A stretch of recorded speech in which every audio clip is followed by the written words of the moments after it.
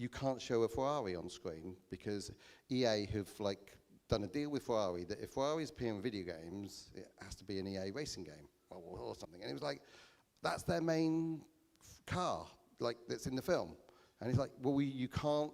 So you're just going to have to make the game avoiding the Ferrari. And that was one of the things that came out really early. And we were like, oh, that's a bit curious. But I had this little checklist, and we kept on going to the producer and saying, like, can we use the music? When you eventually do it. Yeah, and we kept on like pushing and pushing, but we'd started into the work, whatever. And it came out further and further, oh, don't do this and don't do that. And we were like, but we had the script.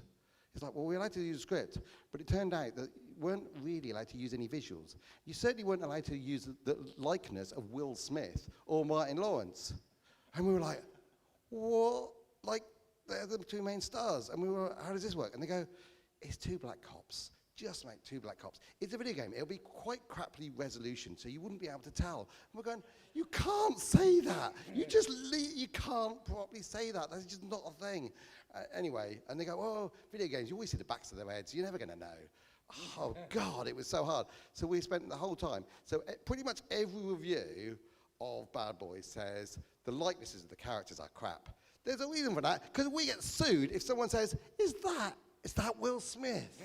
It's like, so it's actually, the rule is that if you see a screenshot and you would put it in front of people, if they could recognize the characters, then you were in trouble. So they had to be non-recognizable, even though it's a license. But we knew this. We only knew this sort of like we were several months into development. We'd signed a contract. It was a 1 year, just rush it through because we had to hit the release of the film. So we were like, just make the game as good as possible. It's a run-around, shooty thing with like cars smashing, but not their car, everyone else's cars that's smashing. And yeah, we were doing all of these things. We weren't allowed to use the music or various things, and even some of the locations, they were a bit funny, going, oh, don't use that location. There were some funny rights about the location when we were filming. And it's like, okay. And then towards the end, it's like, how are they going to bloody sell this thing? What is going to be the box art? And it was like, like we were like, how do you sell it if you haven't got the license? And they were like, it's okay, we've licensed the poster. We're allowed to use the poster on other merchandise. I guess they have the standard shot from the VHS box or whatever that they can put on t-shirts, mugs, towels, lunch boxes, or video games. So it's like, so it's got a perfect shot. It's got the cinema poster on the front of the box. We did the game with the poster, and it's just a generic run-around thing. It was just weird shit. It's like, but yeah, we've got lots of weird stories about some of the things that we dealt with. Yeah. You name the game, we'll give you the story. That was not my highlight. I was going to say, yeah, that was like the favourite part of it. No, the funniest stories are not the highlights. It's like, I can tell you that now. I mean, some people sort of say, well, what's the highlights? What's the game you've earned the highest royalties on? It's like, highest royalties. Yeah. It's the good one. Nobody will guess it. No. Biggest Loser. You have to basically just do exercises in front of the TV. And actually, based on a Wii board. it was, but if you didn't have one of those things, you could just use the nunchuck and just go like that. It worked. It worked absolutely fine. Doing press-ups. Yeah. But yeah, we got our biggest royalty checks from that one. Yeah, that was so weird because the thing is, the Wii took everyone by surprise. I mean, we were developing it because we were working on SpongeBob. So we'd done quite a few SpongeBob games, and we'd done them for the GameCube. GameCube was crashing and burning, and then we were sort of working with THQ and Nintendo, and they're going, we've got this new controller, the Wand, or whatever, it's really cool. And it was a peripheral for the GameCube. And everyone was going, this is pretty cool. Like, if you're doing a tennis game or bowling game, pretty flipping cool. But they were so taken by this peripheral that they were going, actually, GameCube is crashing and burning. We're going to rebrand the GameCube with this new controller, and it was going to be the Revolution, and come out as a new thing. But it was effectively a GameCube, just in different packaging. And suddenly it went ballistic. And it was just because there was this magic that you could play tennis and bowling. And certainly one Christmas, it was like everyone going, oh, buy it for the family. And it was the game for like one particular Christmas. Everyone was like, oh, I got my gran playing video games. Yeah, it was hilarious watching her play tennis and stuff. But anyway, so we all had a little bit of a sort of laugh about the success of this like inferior computer, but it did open it to the masses. There was an awful lot of people whose first console was the Wii. Oh, everyone had a Wii. But was it the first console for a lot of people? But What a stupid name, by the way. Just putting it out there. There is a reason for that. Shall I go into the reason? Go on then. Right. So, Nintendo is a Japanese company. Most of the market and the salespeople are all in America. They thought the controller was revolutionary, and they kept on saying, this is revolutionary, this is going to change video games. None of this bloody buttons and joystick shit. It's like, we can like do actions in 3D air, we can mouse cursor around a screen. That is very cool. This is a complete revolution in games. Graphics will go backwards, but let's not worry about the graphics going backwards. but clearly it worked. So the American office wanted to call it the Revolution, and it was going through. Japanese office can't say ours. And so you've got the people who actually control it, sort of understanding why they want it, but just saying, can you please come up with another name? But the marketing people were like, no, we're sticking with this name. It's bloody brilliant, okay? And we were working on the game, SpongeBob Revolution. That's the name of a game that we were working on, and quite a few people had things like that in development. And then just before they announced it, there was a rush around internal, and the Japanese pretty much just said, this is it, this is the name, we're the head of the company, and you didn't come up with a better name, so we're forcing it on you. And the American the marketeers just had to go, oh God, and we'll have to run with this and like just embrace it. We couldn't call our game SpongeBob Wii because it was a bit odd. So I think we called it Krusty Krab or SpongeBob Bikini Bottom or something. I can't remember. It's one of the games we've got here. Yeah, it's one of these boxes. But it's just a little curious story that you learn. And obviously pretty much everyone around the Western world going, Wii? Who the hell came out with that name? It's like, but pretty much every developer knew it as a revolution. And it was. Indeed. And it worked. Did we answer your question? No. I was just listening, because I'm just sat here. I'm not sure this is inspiring you at all, is it? It's like, but I did say to Nathaniel, we'll try to entertain, okay? And that's exactly. But we should try to not just entertain. Yeah, no, I'm liking the pulling the curtain back on the industry and saying what yes. goes on behind the scenes. Like that's something that people don't see, especially when you're trying to get into the industry. You kind of see it as this monolithic thing. Yeah, hearing your experiences behind the curtain, it's very interesting. Yeah, 100%. So yeah, should we have one more story about like pulling the curtain back? So royalties. There's a myth. Shall I debunk the myth of that one? So most companies basically talked about royalties, basically to talk the amount of money that you wanted up front down, and then basically try and get you to work as hard as possible because of the royalties. But then most would just then lie as much as they could. And in the early days, pretty much any publisher would tell you there's royalties, and then they would just never pay them. Actually, Codemasters, one of the reasons why we actually liked working with them and did several games, is because they did actually pay the royalties, which was great. Honest, decent people, which was actually quite hard to come by. It actually was.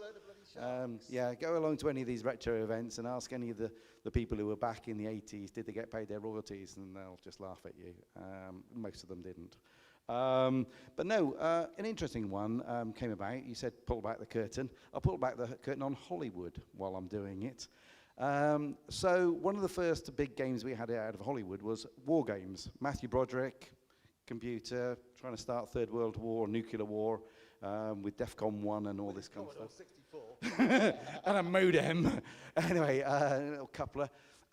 Anyway, we got the a meeting with MGM to do the game. We put a pitch in, and that was all fine, and there was royalties in the contract, so they could talk the dev fee down, although the dev fee was actually pretty decent, to be fair.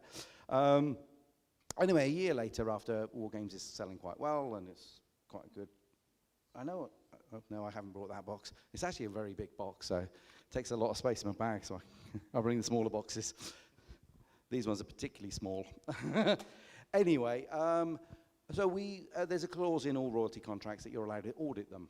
That just exists. Hollywood thing. Well, it's in Hollywood and music and games and everything. There's always a clause that if you've got royalties, you are allowed to audit. So what does audit actually mean? It means that you can send your qualified accountants in to look at their records of all of their sales. And you think, that sounds pretty solid. What could go wrong there? If you ever do it, you will never work for those people again. So first of all, So effectively, you're saying we don't trust you. yeah. So first of all, if you put a letter in saying you want to audit them, you're blacklisted. That's it. No more contracts. If you're in the middle of negotiating something, it gets canned. Okay.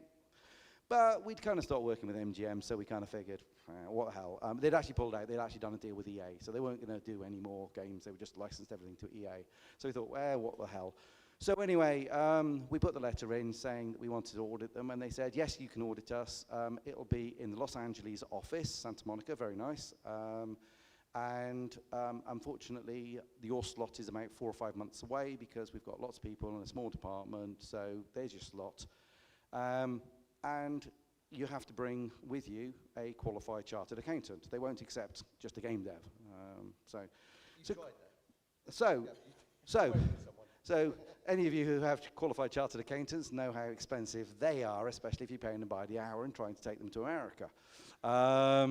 So anyway, you book the tickets, you book the hotels, you book everything else, and then the day before the meeting, so you've already flown over, you've got the hotel, you're going in the next morning, you get the email or the phone call basically saying, oh, the person's ill. The person you booked is ill. I'm really, really sorry. This hardly ever happens. We don't know what to say. And there's nobody else who's up to speed, so there's nobody else that you can come in and see. We're really sorry about this. But we'll give you another slot in about 2 months' time. We've got to put you back at the end of the queue. So you're like, oh, my God. So you go home, get you the other slot. 2 months' time comes up. Can you guess what happens? You get there, and it's like, oh, they quit. Oh, they quit. Yeah, the person quit. And basically, I've asked around the industry since. This happened in '96. I've asked around the industry, and they go, you didn't fall for that, did you? Oh, you fools. It's like the music industry, Hollywood, has been doing that forever. It's like you can't ever audit those people. It's like they're designed not to be audited. And that's the system. So you'll never get your slot. Something will always come up, so you don't get your slot. But you will always get your expenses, and that is something that's really important to them. So you don't do it again, and you tell your friends not to do it again. Okay, cool. So the advice that I'm getting there is A, know a reasonably priced chartered accountant, and B, try not to audit a Hollywood company. Yeah. What I would say is that now everything's digital sales, we're actually past all of that, because they used to lie like hell on all the sales statements anyway and all the royalty statements. And at one point we actually went to, I think it was people like David Reeves, and actually said, could you tell us how many you duplicated? If you tell us how many you duplicated, it should be a pretty similar, Sony, it should be a pretty similar number to the number they sold, because otherwise, why are they still keep reordering? If they keep reordering, they must have sold what they've made. But actually, Sony actually agreed with all the publishers they would never, ever release the figures, and they never did. And Microsoft didn't, and Nintendo didn't, even though they control all the stock and they know the real numbers, but they never released them. They said it's confidential information. So, but now that we've got digital, you can actually put code in, and you do put code in, and they know you put code in, so you can actually tell how many people have downloaded things, how many people are playing things, and say, so actually, thankfully, that's gone. People have to sort of kind of tell you the truth, kind of. They'll just find other dodges. Okay, so that leads quite nicely then into, because that's the trends have changed obviously throughout the years. So what would you say, like, how have you seen trends change? How have they changed recently? How would you say the industry's moving? Shall I do this one? I mean, it was, back in the day, it was cottage industry, kids getting ripped off, working from home, sending cassettes in, and them getting published. Or floppy disks. We've even got some floppy disks, yes. So it was just individuals, and then those individuals needed an artist. In our case, like 2 programmers, we desperately need an artist. I mean, we were lucky because the computers were so poor that the graphics was so poor. If you've only got a few pixels, it's like, it's not too... You can't do much in 48K at 320, 240, yes? It's not even 320, is it? I don't know. I can't remember. No, it's not even that. Anyway, So basically, you don't need to be... you don't need to be an artist, but as soon as they went and put graphic chips in, it's like you have to have artists. It's like, and then audio. Again, a Spectrum doesn't really have sound as such. It's just like, it's really horrible. Anyway, so although, sorry, funny story. I will go off on so many tangents. We did a game for charity. We did a game. Bob Geldof did. What's his main sport? No, but what was the first one? Band-Aid. So he did Band-Aid, and then a few years later, Live Aid. A few years later, he did Sport Aid, and they were asking companies to sort of like sponsor and do various things. And we said, we'll make a game, Spectrum Amstrad Commodore 64 game, and we'll give all the royalties to the charity. So we did this with Codemasters and Sport Aid, and Woolworths. And yeah, so yes, absolutely. Anyway, but somebody thought that there was music in those early games, and Bob Geldof goes, oh, a mate of mine wants to put some music onto sort of thing. He says, so Peter Gabriel's going to do your music for your Spectrum game. So we went to Peter Gabriel's house to sort of like, and he was like, oh, no, actually, he wasn't there, was he? No, he wasn't there. It was his producer. He's like, okay, you make video games. He goes, Peter Gabriel's been delayed, but he'll be here shortly. We hung around for ages, and eventually he's like, no, we're going to have to go. But anyway, but what happened was he just gave us permission to put in one of his music tracks, Games Without Frontiers, because he thought it was quite good to go on a game. So we tried to put Games Without Frontiers into a Spectrum game. Jesus, it's horrible. It's just horrible. But they wanted the sort of like music by Peter Gabriel because it looked good or whatever. Anyway, it sounded bloody awful. And then we got an invite from Peter Gabriel. It's like, oh, sorry I missed you, but I believe the game's out. Do you want to come round? Show me the game.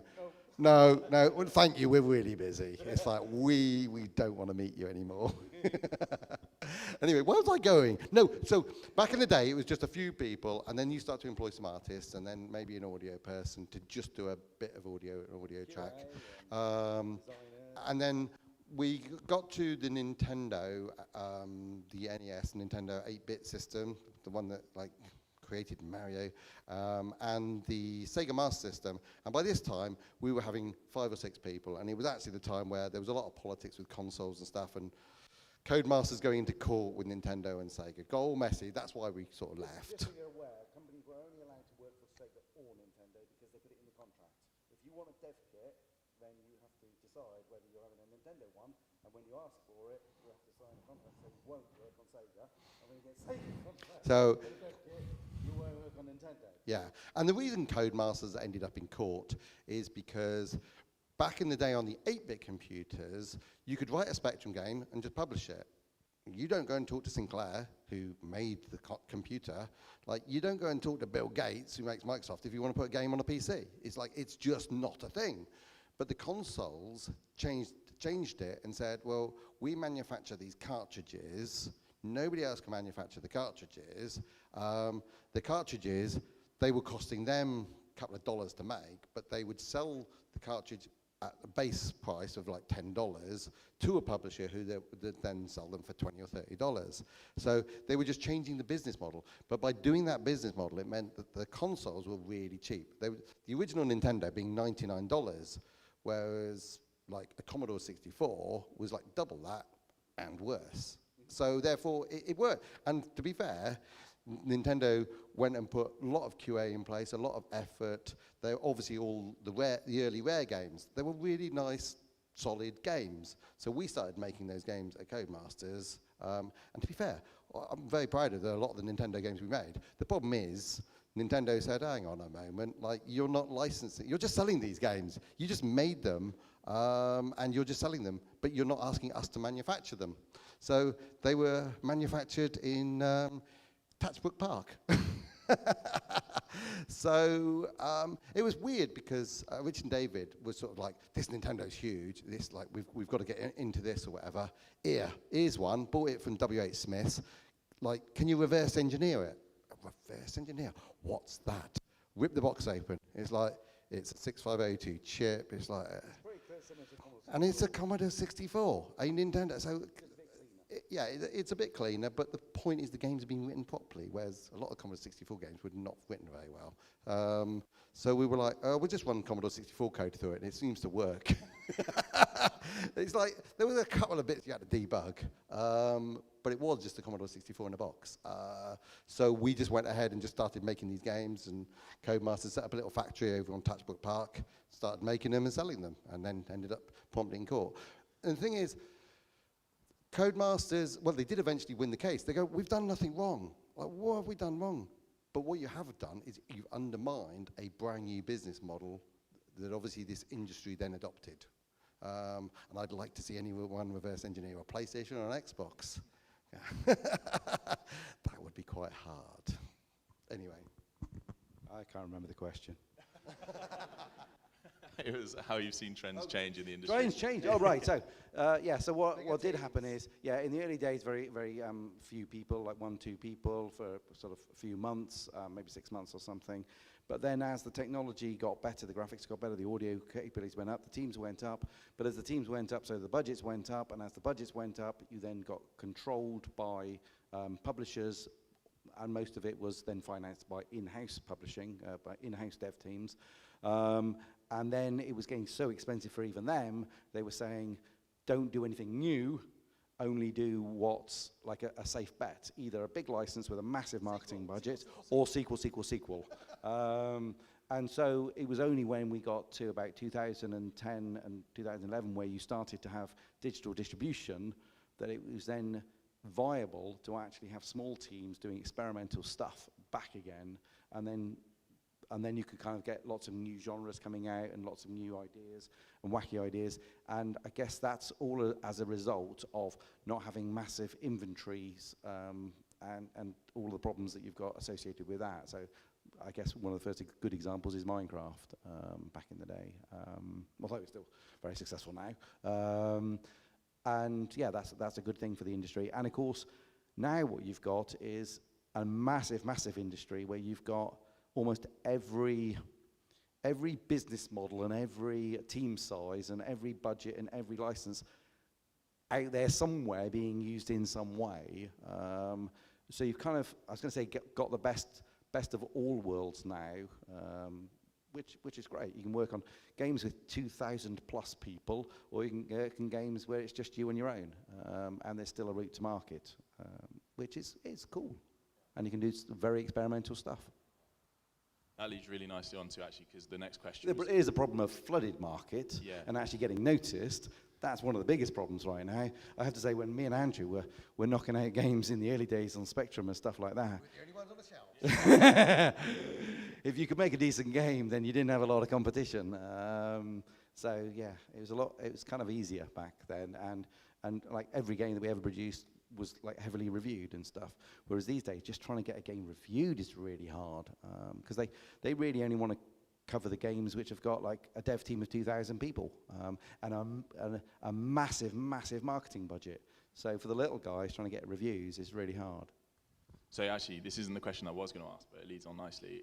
So what would the advice be from you to people like that who are starting out, if they're in a small studio, or if they're aspiring indie devs? I have been told not to be a dream crusher, so I'll hand this one to Andrew. Yes. Tried not to be non-dream crusher, but we've done a lot of talks at universities, and that question always comes up from all the students who are on the various games courses. And it's weird because you've got these very, very passionate people. Well, some of them are.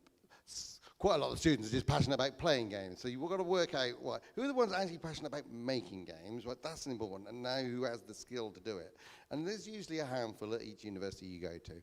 But the point is, it's really weird because you have conversations like, oh yeah, there's a few of us and we're making this game or whatever. And we're like, as soon as we finish university, we're going to like club together. We're going to set up a little company and we're going to publish it on the iPhone or something like that. And you're going, you're here with all your bills, well, not paid, you're paying them yourselves nowadays, but you're here now doing stuff. Why don't you just do it now and get it out? And like, And it'd be a really, really good thing for your coursework and passion and bring you together. And you'll be rated on the fact that you did this. I know someone who was given a degree in game design or whatever, and he said, the lecturer said he never turned up to any lectures or anything. He never did any bloody work, he goes, but he published a bloody game while he was on the course. So he said, I had to give him a sort of top score, because he said, but I don't really know him, but I do know that he published a game. And it's like, that is just weird. But anyway, but they think, right, I'm going to leave university and we're going to show the world how this is properly done.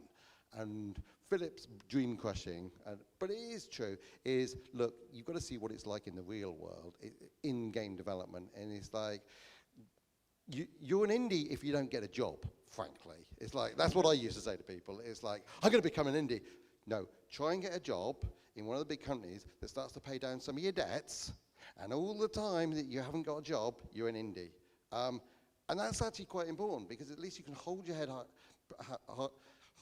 high and proud, and it might take you like months and months to get a job, but all that time you're working on your own thing, and you're getting your own skills, you're going through YouTube tutorials, you're learning more stuff, you're putting stuff, and your CV is getting better and better.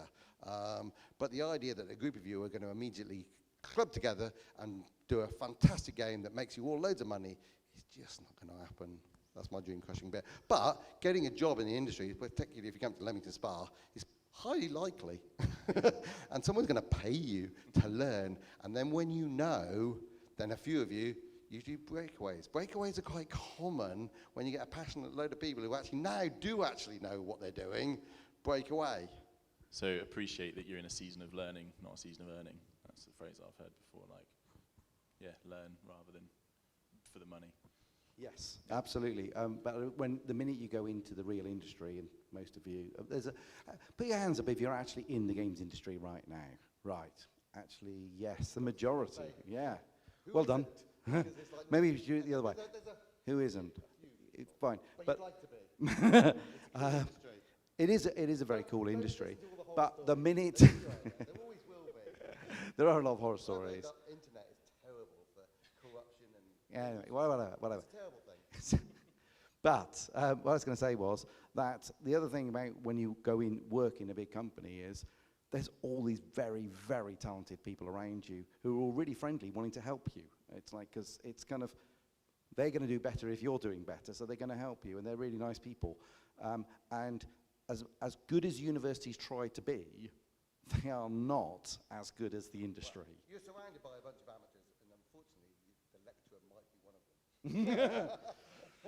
Sometimes there are good lecturers, but when you go into industry, You will definitely be surrounded by. you will be surrounded by professionals who can teach you, and you're going to learn a lot of stuff off them. So I would actually say to most indies is like, do not go from student to indie unless you can't get a job. You're trying to get a job.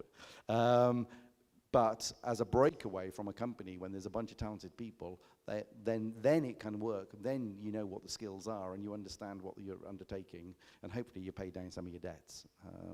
But it is still, there are so many hurdles in doing your own company, and so many pitfalls, and you also need a massive dollop of luck for it actually be successful these days. I mean, there was an interesting point, because people have said to me, so, like, I'm an artist and you're telling me just go and get a job like over at Codemasters or Playground or one of these companies or whatever. And it's like, well, yeah, try to go to a company where they make games that you respect with the teams that you'll learn from, and that'd be interesting. And then some people go, they get into these companies and they stay there for years and years, and it's like, well, that's a good thing, isn't it? It's like, but I had the vision of doing my own game, and it's like, yeah, I know, but like, you are making big games that you're very passionate about, like, or very proud of, or whatever. But some people will then create breakaways just because they're going, look, I just want to do my own thing. And we had this at Blitz. We had quite a few people. The iPhone came out when we were at Blitz, and we were working on Puss in Boots for DreamWorks and Epic Mickey for Disney at the time, and Dead to Rights. All of those were massive teams, and there were quite a few people going, oh my God, like, this game's going for 2 years with like 50, 60 people on it, or sort of 300 on Epic Mickey, but a hell of a lot of contractors. It had to be epic. Anyway, We kept trying to kill levels, like cut levels, and we kept. Yeah. But it's not epic if you do that. No. Don't do it. I was talking to some of the people over in Cambridge. They were working, Sony Cambridge were working on the game 24, and he said all the levels, there's 24 levels, each take an hour. And he said there was just this constant joke of, that is just way too big of a game. The game was costing way too much to make, and they were just cut. It's like, can we make every level like 50 minutes? And they're going, oh, people are going to notice because it's supposed to play out in real time. It's got to be 1 hour. Can we cut a few episodes? It's like, people are going to notice. It's got to be 24 episodes because it's called 24. It's on the box. And we had exactly the same thing. It's like, yeah, we got that problem. It's called Epic Mickey, and it has to be huge. It has to have all the characters, and it has to be massive maps, and it's like, oh, jeez. Anyway, where was I going? The point is, it's like, well, what's right for you in the industry? It's like, and there are times where we have people who just said, I don't want to be a small cog in this huge wheel, even though Mike Bethel was one of them. Mike Bethel was one of the people who worked for us, and he just said, I just want to do my own thing, and I don't want to be part of a team. And in his case, he was a writer-designer, and I think there were like 3 writer and designers on whatever it was, Epic Mickey or something at that time. And he was like, oh, I'm not even the single credit on the writer. It's like, I got to like be with other people. And it's like, I'm going to do my own thing. And we had quite a few people, particularly when the iPhone came out, where like programmer, artist, designer just said, we're going to go and write an iPhone game. And it's like, okay, good luck. Some worked and did quite well, and some crashed and burned or whatever, and asked for the jobs back. And sometimes we go, shouldn't really do this. It sets a bad example to give them jobs back, because it means that other people go, oh, if I jump and it doesn't work, I'll come back. That was always a bit of a weird thing, but like we're always quite friendly with people and so on. Go on then, try it. And there's some people like Mike Bithell who did phenomenally well and would never come back. Some others gave it for 6 months or a year, and then they go, can I come back and have my job back? And we're going, oh, go on then.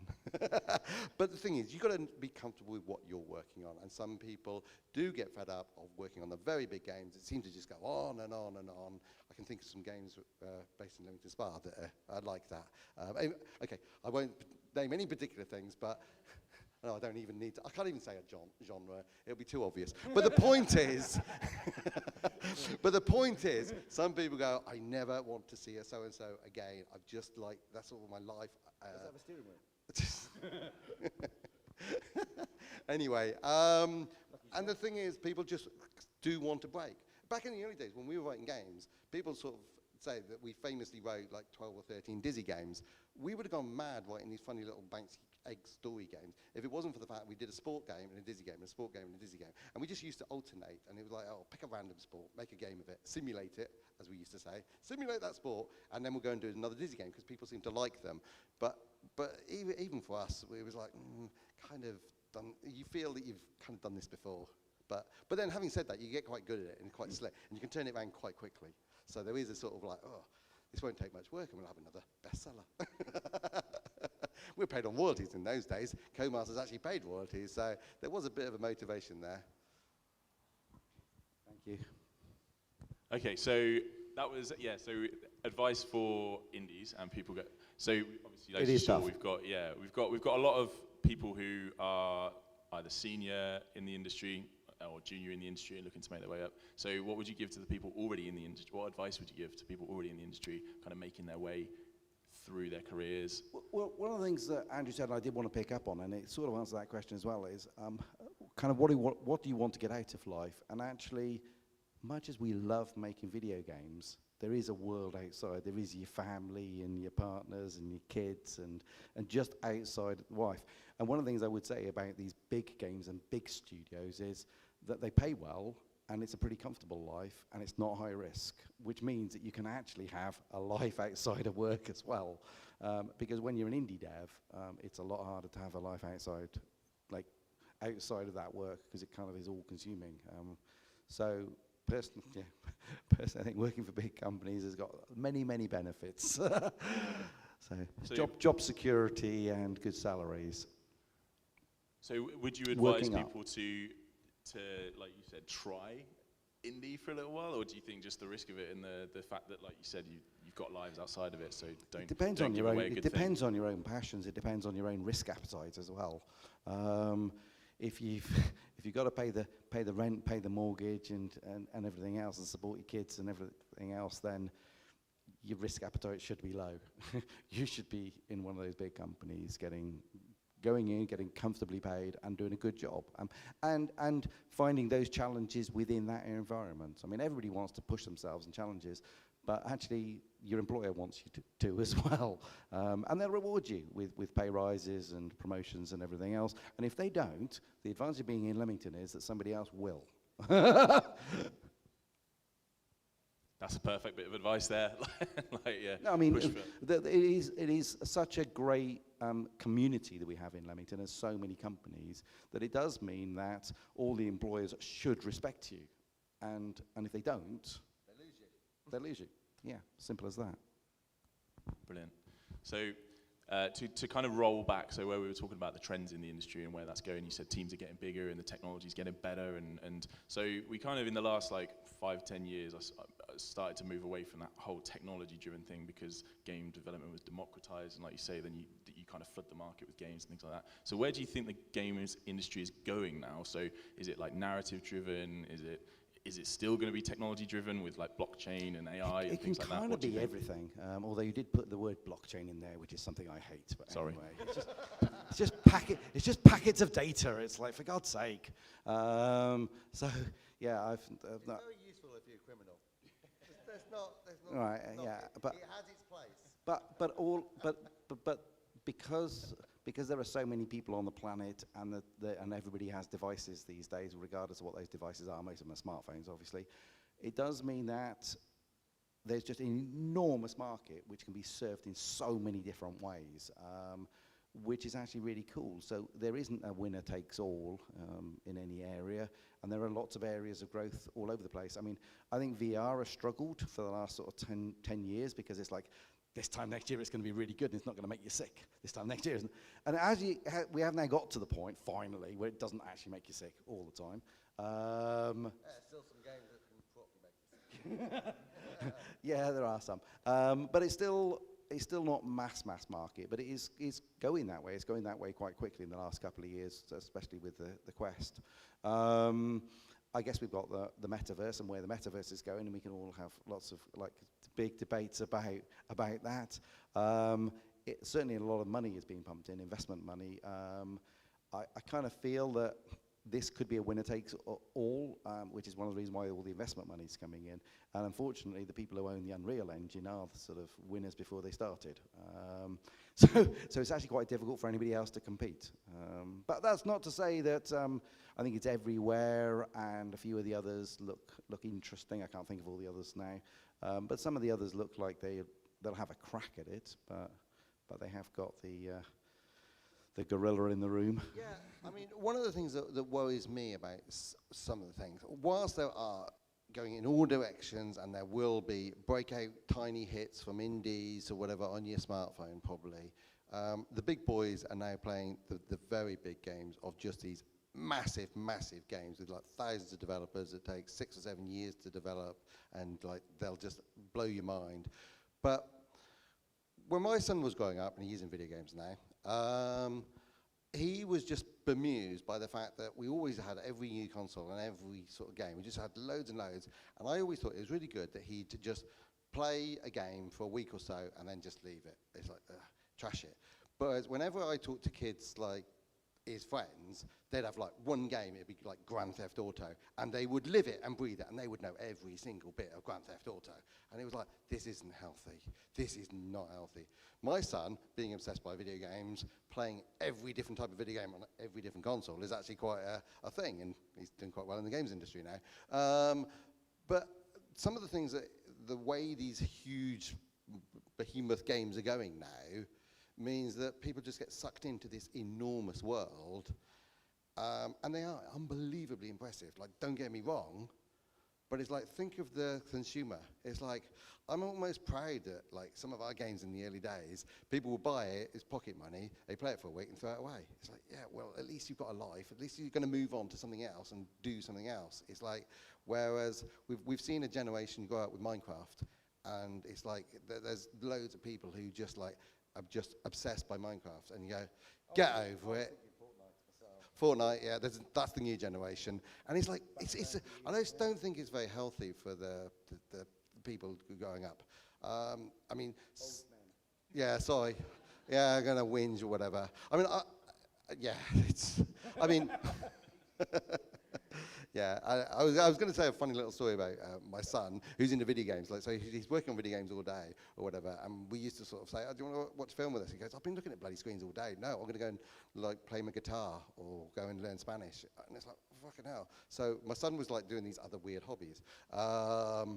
It's like, so he grew up going through school, like playing all these video games, gets a job in the games industry, and then pretty much like, oh, I don't want to look at a bloody screen in the evening. Why would I want to do that? It's like, oh, good to him. It's like, unfortunately, I think that's what everyone else is doing, is spending way too much in front of these games. One advice I would give always to students is have a diversity of the games you play. Do not spend too many hours on one particular game, especially if you want to get into the games industry. Just saying to an employer, "Oh yeah, I'm really, really, really into my video games," and then be able to name one.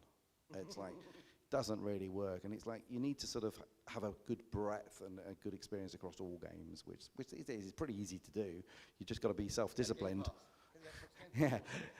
You've got an option to play different games. Yeah, exactly. So, that is one big piece of advice to sort of students and people who want to go into the games industry eventually, is just play lots and lots of different games, and don't just play them on a surface level. Actually think about kind of, why is it you're playing it, what's working, think about the game mechanics, think about how it's programmed, think about the graphics and everything else.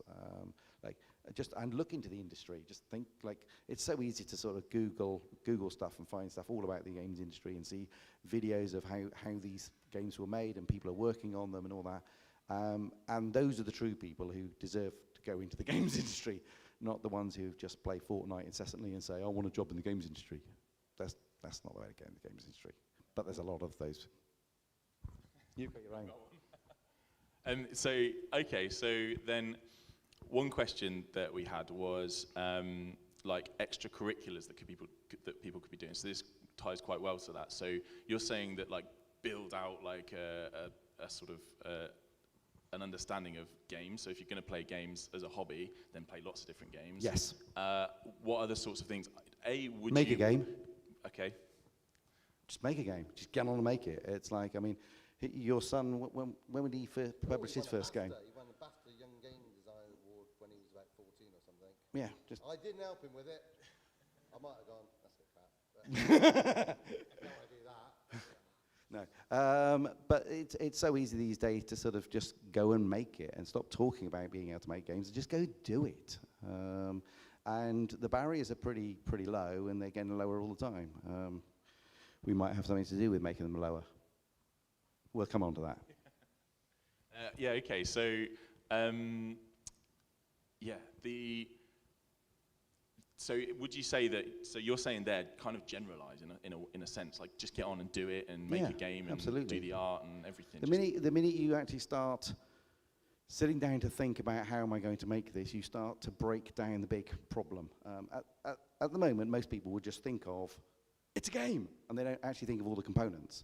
The minute you think I'm going to make one, the first thing you have to do is think about all the components. It's like, oh my God, it's got graphics, it's got code, it's got design, it's got game mechanics, it's got audio, it's got, and that's the first thing that's going to go through their mind. It's like, now you're getting it. Right, now you have to learn and think about every different discipline. Now you've got to think about how you're going to bring all these things together.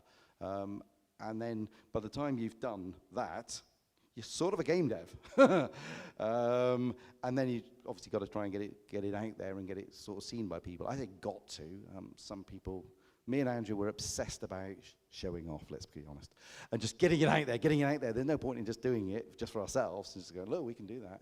No, we got to get it out there, even if it's a bit rubbish, which some of the first ones were, because that's what it's all about. So once you've kind of brought all the elements together, it's like get it out there to the world, and you know what? Your first ones will be shit.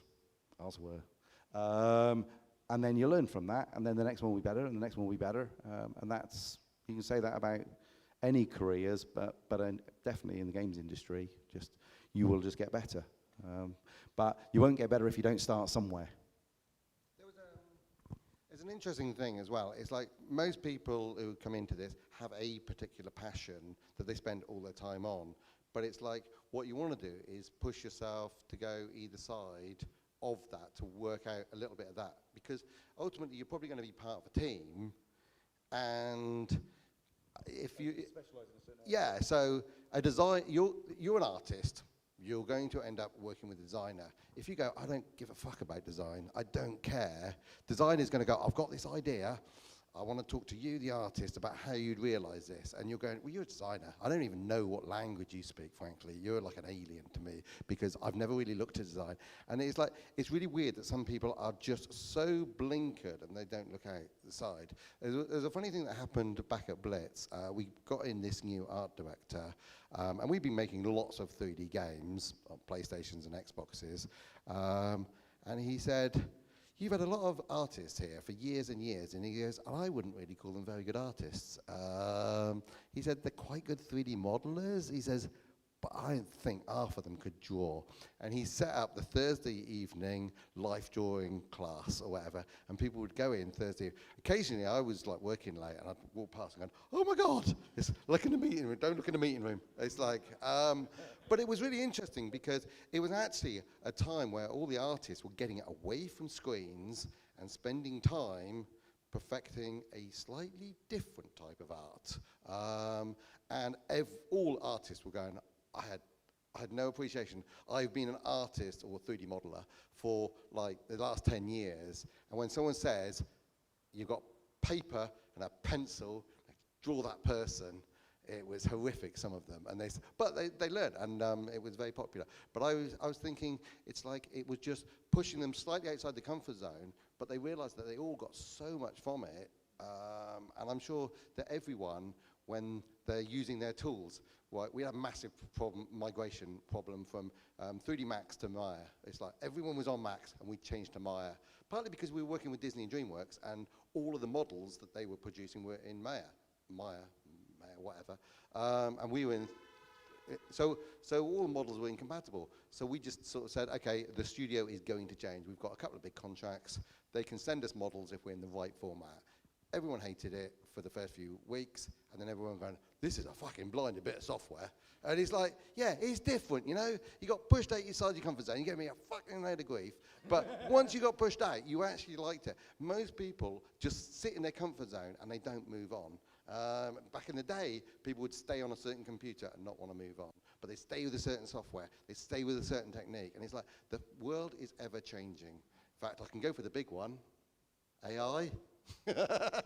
It's like, there's an emotive one. It's like, you have to embrace it or you will be out of a job. It's like, I've talked to a lot of people about this, but we've seen it so many times that we're just technology freaks, particularly me. I just love any new technology, and I embrace it and see what you can get out of it or whatever. And it's like the new console, the new graphic chip, the new thing or whatever, the new wand controller, whatever. And it's like, that's where the market's going. And if you go, no, I'm not going to do it, you can carry on for a while, but after a while, there'll just be people just overtake you because you'll be the dinosaur. And you've just got to keep doing your own job, but keep an eye and play with it. And it could be you're an artist and going, these fucking AI things bloody take my job one day. It's like, someone's got to control that fucking AI. It's like, it doesn't actually do it itself. It needs an art director. Hey, you're just a 3D modeler or texture artist or materials person or whatever. You could be an art director. It's just that you won't be directing people, you'll be directing software tools. It's like, so you're going up the ladder. You've made yourself an art director by using tools that do that bit. And obviously, this is a new technology. So the companies will all start sort of getting wise to this, and they'll be starting to say, oh, we really need some expert in like stable diffusion or something. And it's like, there'll be job vacancies like that. Guarantee those job vacancies weren't there last year, so who's filling them?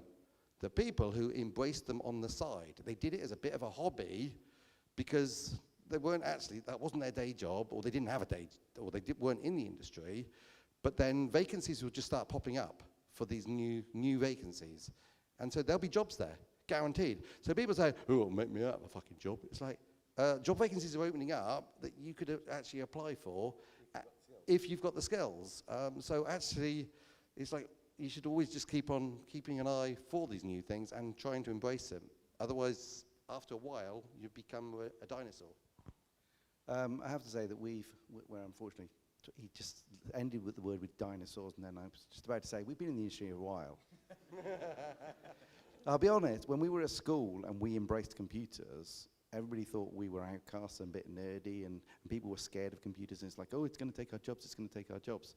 Actually, there's an industry in Leamington. Computers made a new industry. Exactly.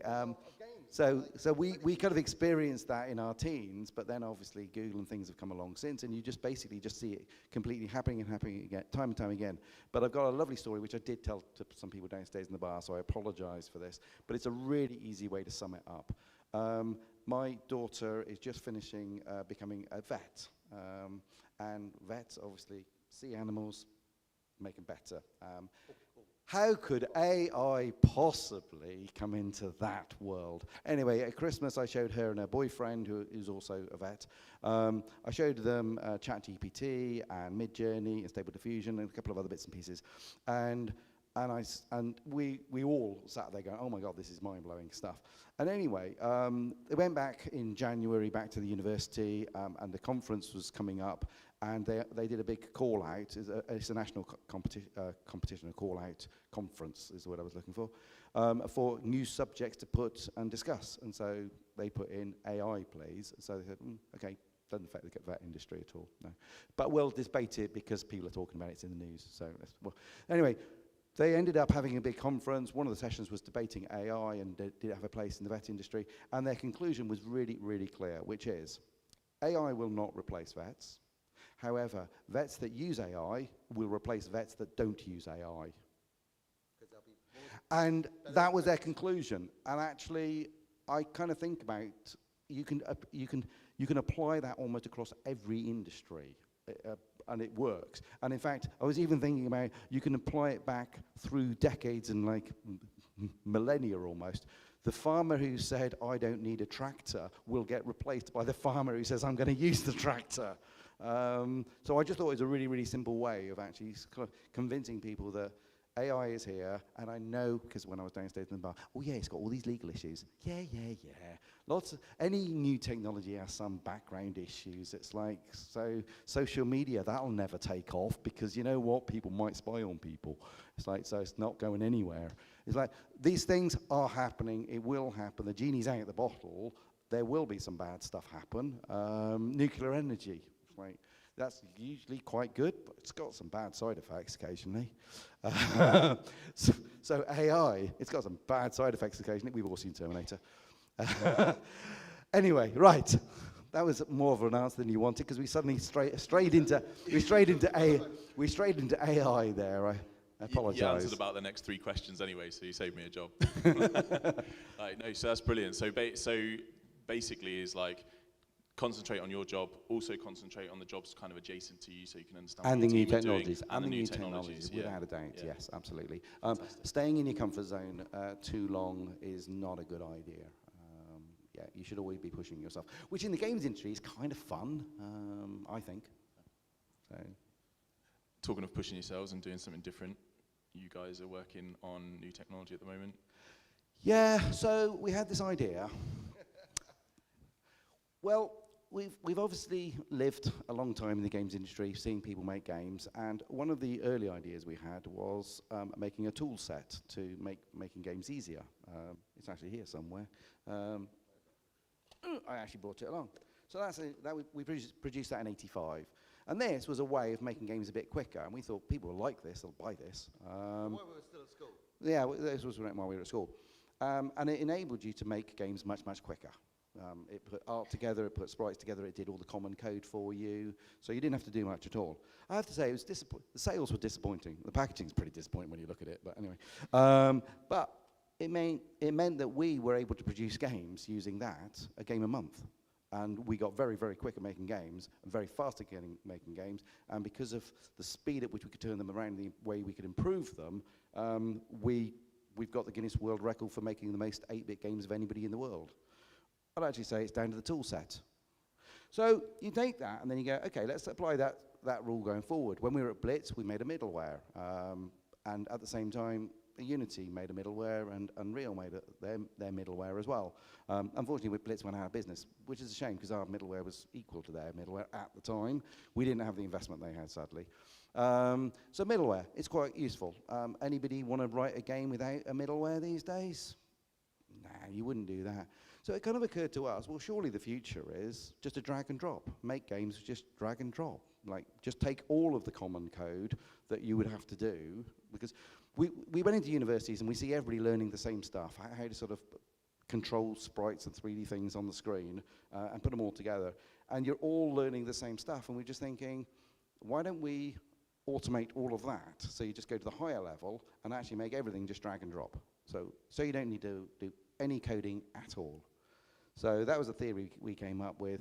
And then COVID happened, lockdown happened, so we decided to start making it. So we've got our first version is out there right now. It's called RichCast. And it really is just a drag and drop and published to any formats. I say any. It's a device-independent format, which means it just runs on every device automatically. And in a few weeks' time, we did a game jam. We put out a game which lasted about half an hour. It took us about 48 hours to make. A lot of AI art in there. It's quite a good game. It's called Roots and Shoots. The theme this year. Did anybody do the Global Game Jam this year? Well, we bloody well did. I think people need to be more proactive. Yeah, push yourselves out of your comfort zone. Yeah. Anyway, the theme was Roots, and it's like when they publish the theme, it's like, oh. It's like, that's not the best starting point for a video game. Anyway, we made a game called Roots and Shoots, and it was a murder mystery set in a florist. Deeply inspired by a scene from Hot Fuzz. Yeah. Anyway, yeah, we did it in 48 hours, and I'd like to think it's actually pretty accomplished. But in a few weeks' time, we're going to push ourselves and do it in 6 hours and make a game. So in the morning, we're going to ask an audience what game would they like, and then in the afternoon, we're going to show it to them running on their mobile phones. So a whole room of people, get your mobile phone out, you can play it on your own phone. And that's the software we've made. It's still got a long way to go. It's in its early days, but Unreal and Unity were not made overnight. So at the moment, it does interactive narratives very well, and videos, and over time, we will just add more and more features. Which will open up genres. That's the plan. Sounds amazing. So the 6-hour game jam that you're going to do then in a few weeks. Yeah. And you say there's going to be an audience of people. Have you got a link or anything? That so it's a retro games event down in London, RetCon in North London. They invited us along to do a talk. I did a talk there last year, and I said, if I do the same talk again, you'll all be bored. It'll include Dizzy. So let's try and push ourselves out of the comfort zone, and let's try and do something a bit different. So I've pitched and proposed that in the first session of the day, we talk about game design, and then we ask people for a bunch of ideas of what they'd like to see in a game, and then we make an interactive narrative, because that's all the feature set does at the moment. And then in the afternoon, they come back, and we tell them what we've done, and then say, you can play it on your own phone now, because it's just instantly published. So is that going to be just physical, or can people sort of dial in remotely to watch? Yeah, I guess you could dial in remotely, I guess so. Yeah. I'm just thinking we'll share the link with the I don't want to pick it up too much. It might go horribly wrong. I did say pushing ourselves out of a comfort zone. I'm going to setting ourselves up for a fall here, I think. It's like, look, we think it might work, okay? We're pushing ourselves out of our comfort zone. We'll see. Can we report back afterwards? Absolutely. If it went well, we go, hey, look. If it doesn't go well, you won't hear from us. Yeah, we didn't do it in the end. Yeah, no, fantastic. That sounds good. So it's RichCast. That's what to look for. RichCast. Yeah, Panivox, is that the company? Yes, yeah. that's our company. Yeah. Yeah, fantastic. So that seems like a good place to leave it because I'm aware that we're sort of getting on. Are we? Oh, okay. Do we want to do a couple of questions from the audience? Absolutely. Yeah, 100%. Yeah. So what I'll do is I'll give up my microphone because no one wants to hear me speak, and I'll pass it around the room to anyone who puts their hands up. Short answers. Anyone got a question for the Oliver twins? Thank you. You will give you a prize for being first. Hi, sorry.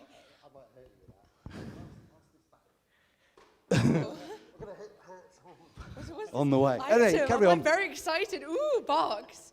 Ooh, Yeah, what's this? a box.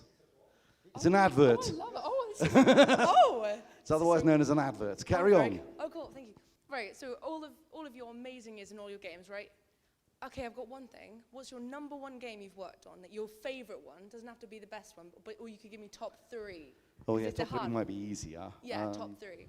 So obviously Dizzy was very, very good in the early days. I'm just going to grab one here. There'll be one here somewhere. Oh, Jesus. Right. There's one. Right. So Dizzy, because that was just me and Andrew making those back in the... So that was in the 80s. In the 90s, what do you want to pick from the 90s? Glover was pretty cool. Oh, cool. Otherwise known as whack and roll until the last minute. Can I have a look at the thingamabobs? Like the cases? Yeah. Oh my gosh, can we do it? Let's do it. Oh, thank God, yes! Thank you! I'm so chuffed! So, oh, that would have been so much damage! yeah, I put a nice spin just to make it a bit tricky. Very good. Anyway, it helps the aerodynamics, otherwise, anyway. We were talking to Nintendo, and Nintendo was seriously considering calling it Mario's glove. Oh, Yeah, wow. so... Yeah, I can see it, like the Yeah, the absolutely. glove. So it was... Well, it took that direction, and then they decided not to. Yeah. There's a whole crazy backstory of how we came up with the game design, but we're quite proud of that because it was, again, our game design. I wouldn't say it was all our code or graphics or art because by that time we employed people. I think you did a lot of the PlayStation code. What a pain in the arse what that was.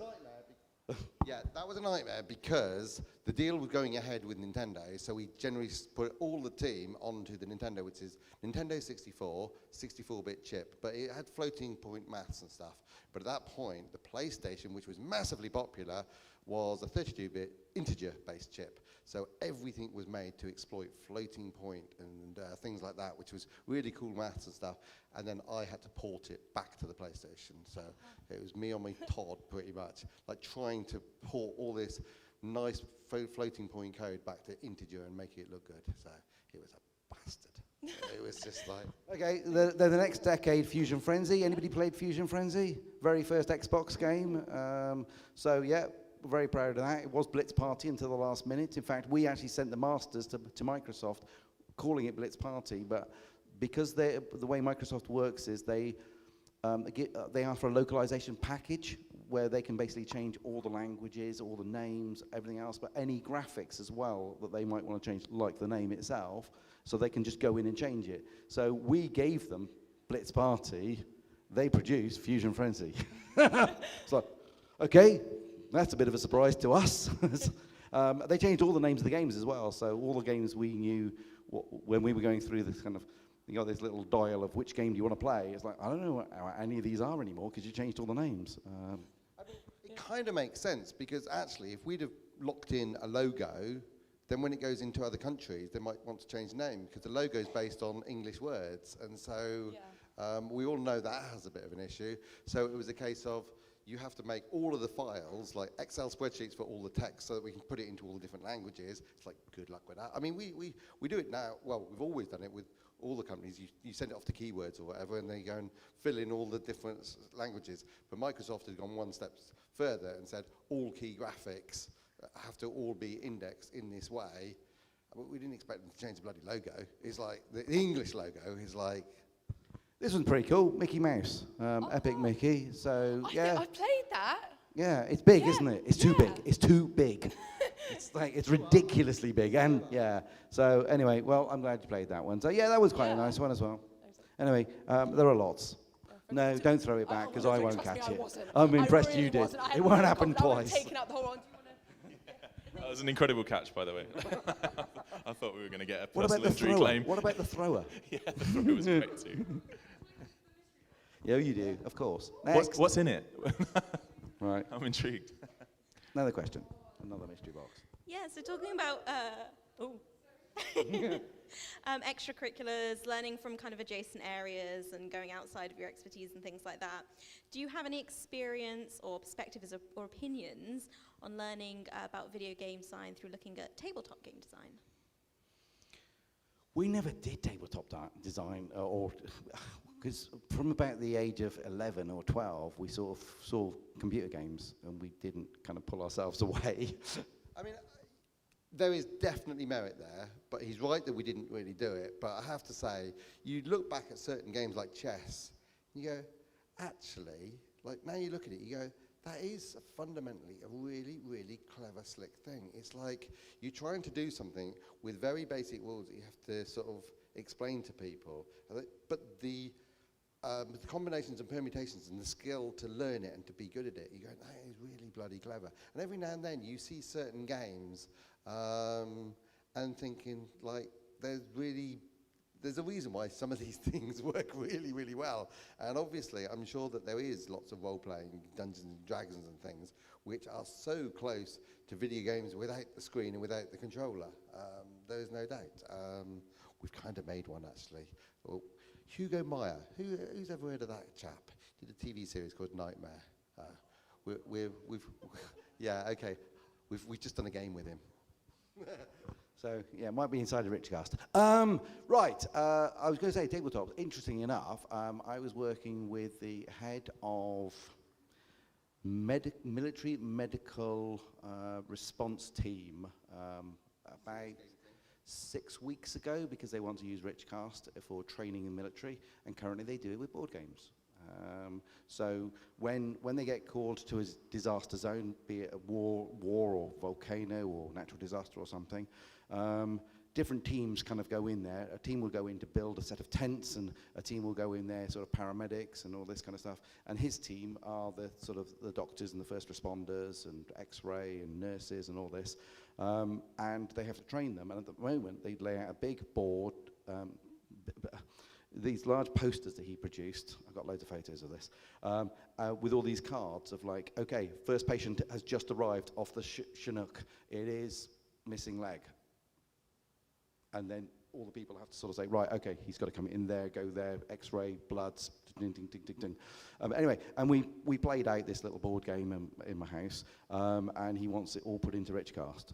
So I actually started putting it into RichCast and then left it with him because it's no code, he can do it himself. I have to say that he's about 65, and he wasn't quite sure about being able to do it himself, but we'll see. Hopefully he'll get there.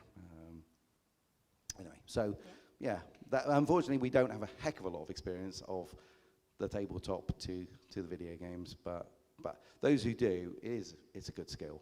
I read the Ian Livingstone book recently, The Dice Men. I know Ian Livingstone. I've known him for many years, and I've had many beers with him. I actually didn't realise some of the stuff he did in the early days, and actually he's kind of more of a hero of mine now. I actually realise how tough he had it in the early days, but how ahead of the curve he was on so many things.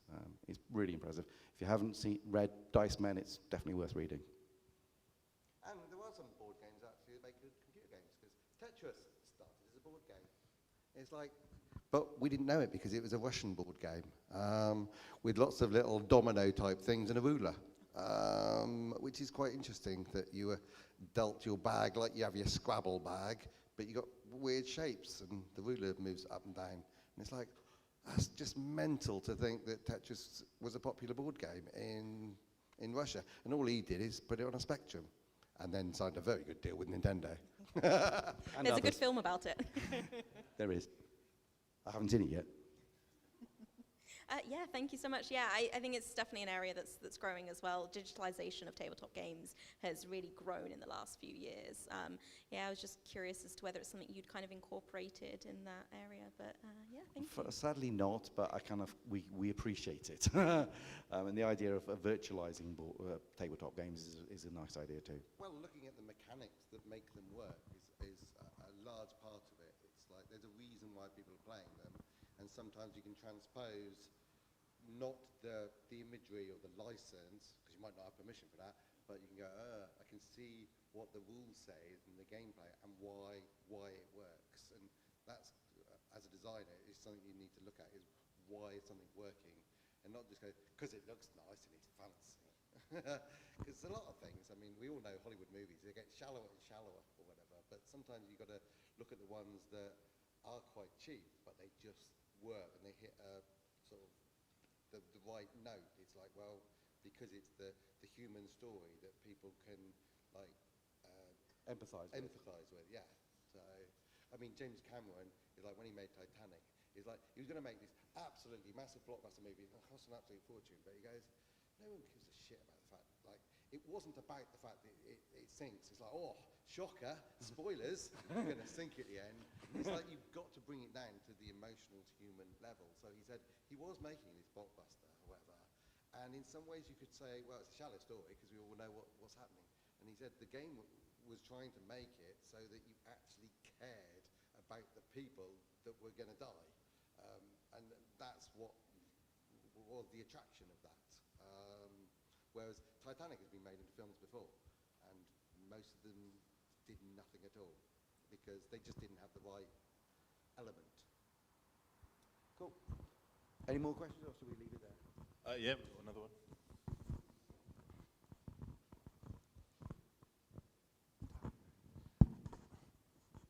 So you've been there since like games have started and have changed a lot. Like it's going from making it in your bedroom to now giant teams. It's no longer when you finish it is done. It's like, Oh, there is that. yeah, it's like and It used to be a case of, it's done, I never need to see that again. no. And like Not our it's problem anymore. like, the media is changing. Like the consoles are upgraded. Like, what do you think like the biggest changes have been since you've started to where we are now? Being taken seriously. Because in the early days, if you said you were in game dev, people kind of edged away from you. It's like, seriously? I mean, when we were at school, we were the geeks, and to be honest, That's a good term. no. I'm proud of it now, but we were definitely just called geeks. Yeah, I mean, when we won that TV show, we were proud as punch. But yeah, at school, we were just labelled as geeks, and like, yeah. No. Yeah, it was the national Saturday show. I was going to say, we quite liked girls. Girls didn't quite like us. Yeah, it's like, oh, look at my game. No, okay, it doesn't work.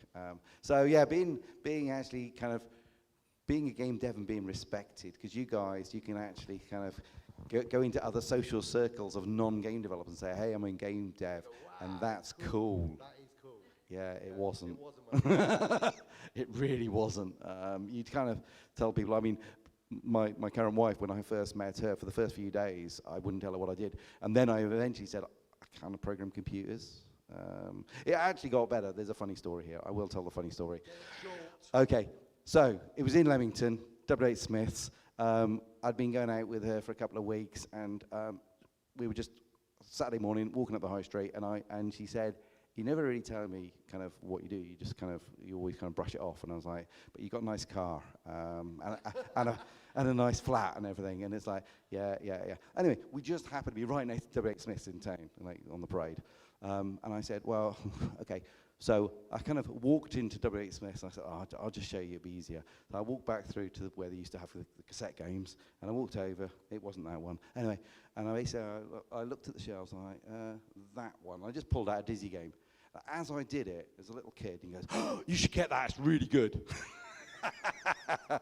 And then I was able to go, and that one, and that one, and that one. Yeah, so that's how she learned that I made video games. So, kind of worked. Okay. It was kind of a bit cooler then. I don't know who the little kid was, but he helped. I don't know what the question was, but did we answer it? How's it changed? Well, at least it's cool and trendy now, and even the government, even the old stooges, although we're old stooges, I suppose everyone's growing up together. It was funny, actually. From our age, everyone throughout our life, everyone below us all thought games were cool. Everyone above us, what is those alien things? It's like, and so if we talk to teachers or universities and you went to see MPs and government people and stuff, it's like, it was always just like, no, it's bad. It's corrupting our kids. That's what it's doing, corrupting the kids. And I still think there was an element of that. Maybe it's because I'm getting old now. But the kids just need to play a variety of games rather than being obsessed by a few. But yeah, it's cool that like it was properly respected, and it took a long time before sort of universities started setting up games courses and stuff. But it's like, look, this is a proper career, you know. And people started to say, you realise that GoldenEye, the game, made more than the movie itself. And people go, what? Hey, you realise the British games industry makes more than the British film industry. It's like, what, really? It's like, people are going, blimey, there's actually real people here. I mean, a hell of a lot of people, I know, not this circle, there's a hell of a lot of people that don't know Leamington Spa makes a shitload of video games. It's like, it's a bit of an invisible industry, but it is kind of cool and it is respected at least. Yeah, so I think that's like, in a general perception, it is a funny little story, but I was on a holiday, and we just started to chat to another couple by the poolside on the old benches, and he said, "Oh, what'd you do?" And I said, "Games." I said, "Do you play games?" And he goes, "No." And I said, "What? You don't play any games?" He goes, "No, not at all. No, not interested in games or whatever." I said, "You got a smartphone, haven't you?" And he goes, "Yeah." And I go, "So you got anything on there that's remotely like a game?" And he goes, "Got a thing called Candy Crush." And it was like, I said, "That's a game, isn't it?" And he goes, "Well, it's not like you're like racing games and stuff." He goes, "It's just an idle thing like that." And I go, "Well, okay, here's a question.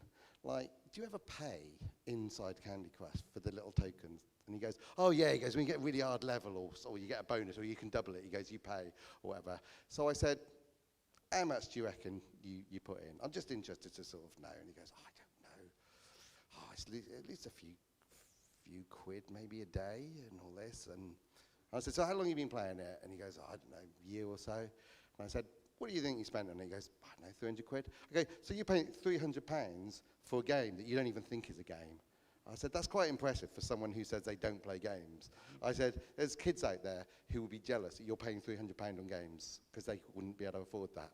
Yeah, it's a funny little thing. So it's like, even people who say that they don't play games because it's so accessible to everyone, which is kind of cool. Yeah, I mean, that is the main thing, that it's just accessible to everybody now. And I was going to say, You used to have to buy a computer or a console. It doesn't matter anymore. It's just there. now you've got, everybody's just got a games machine on them all the time, which is very cool. I mean, the one thing that just blows your mind is how technology's moved on. I have to say, me and Andrew thought the 48K was quite a lot of memory. And we did some big games in 48K. I still don't actually know how that's possible. You're looking back on it going, hang on a minute, how does that work? It shouldn't fit. And these days, Andrew, have you got your thumbstick on you that you purchased earlier from Amazon? I was just like, in a wallet, I just bought a memory stick because we need it for the TV, for the videos downstairs. And it's like, it was a terabyte. 1 terabyte. Terabyte, 20 quid. Okay, whatever. I got a feeling that most of that is the fact that it was the key ring. So it was like, it's actually the key ring part. Yeah, the key ring would have cost a tenner. It's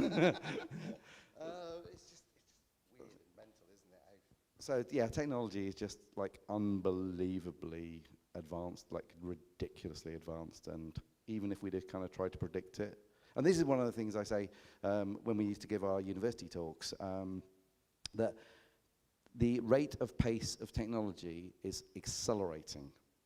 So if you think we've come quite a long way, it's quite scary where it's going, because it is accelerating so fast. And anybody who's played with ChatGPT and Midjourney and Stable Diffusion can kind of see that acceleration visibly in front of them. It's quite scary. And of course, ChatGPT 3 was November, and ChatGPT 4 was like last month, and ChatGPT 5, which will be 10, 20 times more powerful, will be within a few months. And it's like, it's quite insane. I was going to say, it's kind of scary and exciting at the same time, but equally do embrace it. It's like, those who don't embrace it are going to be the ones who suffer from it, I think. Certainly in the games industry. So, but a lot of industries, I think. There's a funny little story that I saw a few years ago. Yeah, no, okay, sorry. Yeah, but a few years ago I saw, and it was a Quest 1, but they'd been putting Quest 1s into old age pensioners' homes or whatever, like where they were quite sort of immobile because they're just that old, and they were putting Quest headsets on, and these people were just absolutely loving.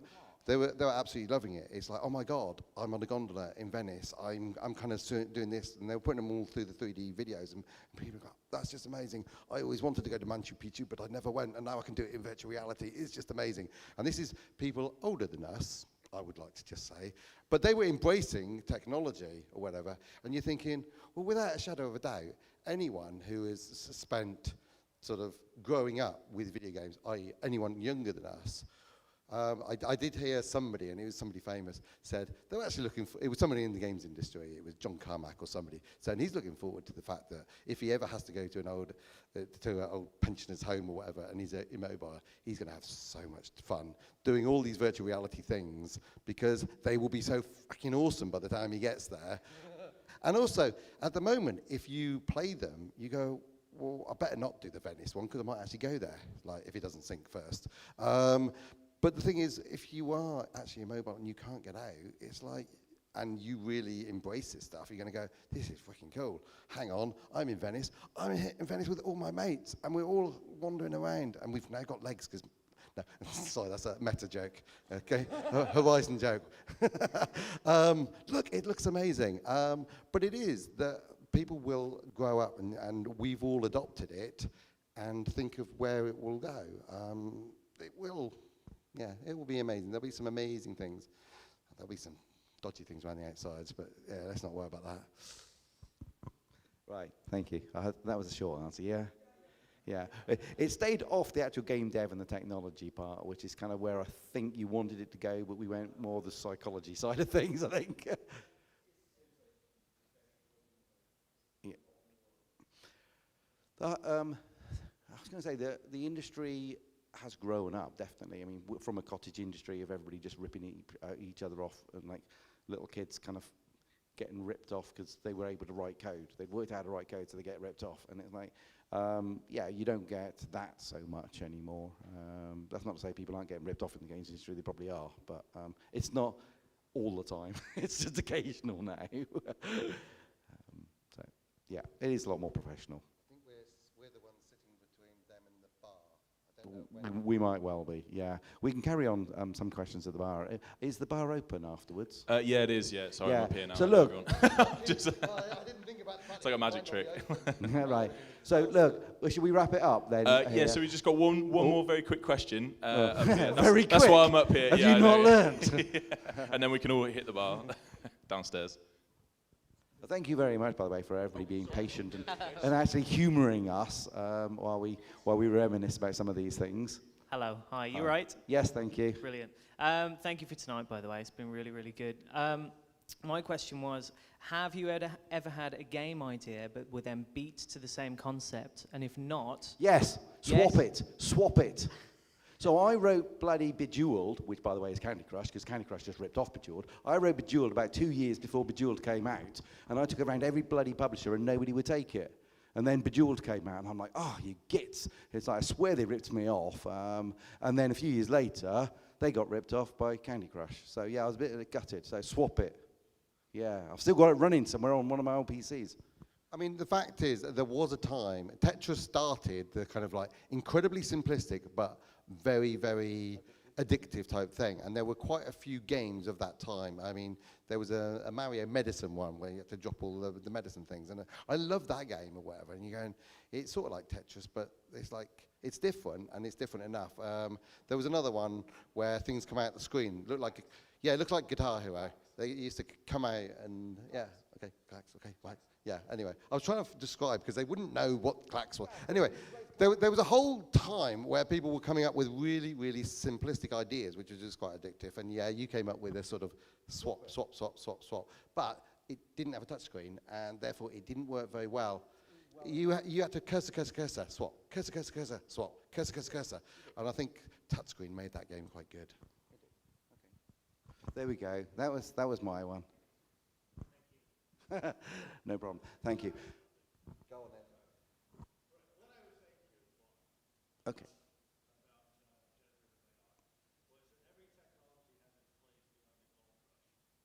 Yeah.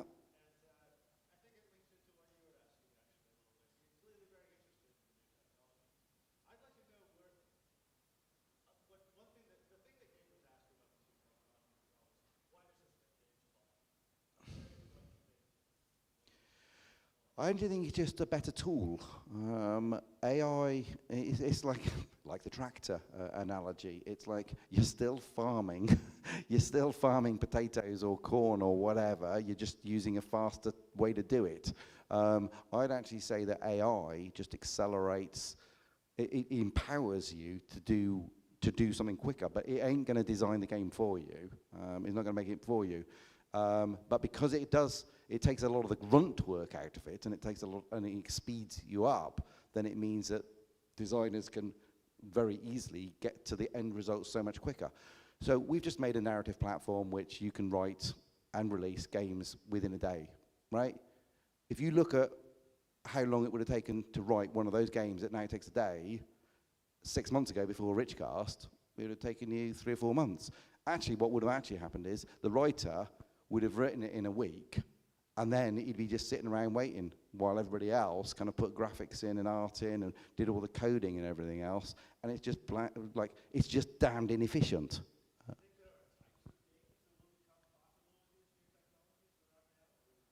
There probably will be new types of thing. I mean, one of the things in RichCast is it's all voice. So the characters talk to you and you talk back, and it's all voice recognition. The irony is that most people don't seem to like it, and I thought that would be part of the magic in the fact that, I mean, we've got a magician, and he says, "What sort of magic would you like me to play?" And you talk to him, and he does a magic trick based on it. And when I was trying to cast for magicians, the magician said, "Yeah, but hang on, this is kind of like technology where you're going to fudge things, and it's going to make me look like a not very good magician." And it's like, well, no, we've got to make sure that it's obvious that this is a real magic trick and you're a good magician. You're just going to keep engaging. This was because of lockdown. I went online, and magicians started to do their magic acts through a webcam. And I thought, that's pretty cool. And it's like, so I looked at some of these webcam-like magicians and said, we could turn that into a live show so that it looks like you're doing it, but you're doing it for every single person. Individually on the phone. And we've got someone doing it, and it went out a couple of weeks ago. It's on RichCast. But the irony is, I don't know, people don't seem to feel uncomfortable somehow talking to their phone, which is kind of ironic. It's like, but you've got virtual avatars that talk to you, and they just want you to talk back. And we've kind of been forced in most of the games to put buttons that answer. But you don't have to use the buttons. You can actually talk to them, and they will understand you, which is a bit of technology we put in. At some point, people will embrace it, and it will become a thing. Anyway, but AI will... You were the one first. Yeah, well, people don't want to talk to the phone. That's just ridiculous. They're not used to talking to phones. How stupid is that? Anyway, right. That's... but... Yeah, no, but there will be new types of games that come out. What dismays me is a lot of the new technology that consoles always boast is got more memory, it's got faster graphic chip. It's like it can do more pixels in. It's like yeah. I'm waiting for my 8K phone. It's like, I'm not going to fucking see it, am I? It's like, really? It's like, it's hard to see the 8K TV making a difference. It's like, I'm not going to see it on a phone, but is 8K phone? I think it is now. I think you can buy an 8K phone, resolution-wise. But it's like, you do wonder. But it is a bit dismaying that a lot of the time, these new technologies are just like more and more and more, and you go, well, it's a bit pointless, isn't it? It just makes it bloody hard to create content because you expect it to just use all of this new technology to try to make it look like absolutely perfect. And then, to be fair, I actually like Nintendo going the other way. I think the Wii was a bit extreme, but like the Switch, make really bloody good games that are designed and go, they're timeless graphic style. I like that. It's like, it's funny, on a console game, if you were to show me a PlayStation game or an Xbox game, I can tell you which PlayStation or which generation it was, because it's like, well, they're using that trick and not that trick, and this trick and not that trick. And yet, a Nintendo game just feels timeless. You look at Zelda or something, and you just don't really think about it. You don't go, well, it's not very photorealistic, is it? It's like the physics are a bit shit on that. Anyway, I'm sure that some of this new AI technology, we're doing the voice thing, as one of them. I'm sure that there will be other things that come out that people go, oh, that is really, really cool. You were telling me the other day that there's a lot of mobile games that say they're multiplayer, and they pretend to be multiplayer, but they're not actually multiplayer. It's like, we did that back on a Spectrum. Some of our games, our racing games, it's like, look, race against the computer. It's like, we could have said, race against, like, the artificial intelligence. We didn't, because it was like... We just recorded things. Yeah. But, yeah, I don't know. There will be new things coming, I'm absolutely sure. I'd like to think it's more than just better graphics. Which it will be better graphics as well. I would say that because it is faster, because AI empowers you to work faster, it means you can kind of try out more designs than you would have done otherwise. One of the reasons why a lot of the games companies were doing sequels is it's just safe, because these things are so damned expensive that because it's expensive, do something that's safe.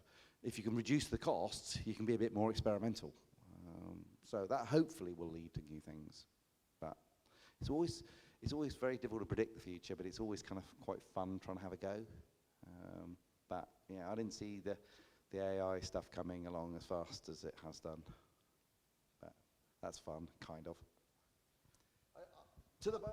I love the way with AI, apart from the copyright issues, which we all know are slightly dubious, but people will just wash over it. I always love the way, AI is no good, like that Mid-Journey thing. It always gives you 6 fingers and shit like that, and it's never going to fool anyone. It's like, first version's got a few bugs. Shocker. It's like, it's really funny to see how... Whose chip today that hasn't? Yeah, but it's always funny how people sort of make their opinion on the absolute state of something when it's just starting. It's really weird. It's like, so you will find very opinionated people who go, no, this AI, I've played with it, and it was shit. And it's like, oh, okay, well, gonna get better. And it ain't gonna go away. It's like... Yeah. Alrighty, shall we go to the bar? We're quite happy to just carry on chatting to people down there. Cool, yeah, absolutely, yeah. So, yeah, thank you very much to the Oliver twins. Please give us a big round of applause. Thank you so much. Thanks very much, guys. Thank you. Yeah, fantastic. Absolutely brilliant. It is 100% what I want. Yeah, I don't know if you learnt anything tonight. I mean, hopefully it was fun, but... Did anyone learn anything? Show of hands. Yeah, there we go. Yeah. Fantastic. That's what it's all about. Yeah, if you... No, she's got one already. Oh my God, somebody's gonna die, right? I really need to sort my insurance out. At the top.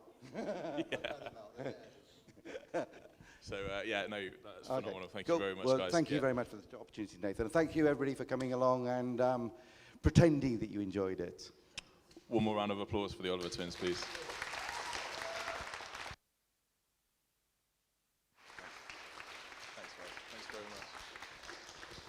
So very quickly, if you came through on LinkedIn, please join the meetup. It's just a lot easier to stay in contact with everyone, make sure everyone's getting the invites and everything like that. You can scan a code. It's on here. It's on the leaflets downstairs. It's on the pull-up downstairs as well. We've also got Discord, where it's a cool place to just share your work, sort of stay in touch between events and things like that. Yeah. So now is the point where I usually say we can. We can't stay here. You don't have to go home, but you can't stay here. But actually, we can stay here, because there's a bar downstairs, so let's go have a drink. Thanks, guys. Cheers.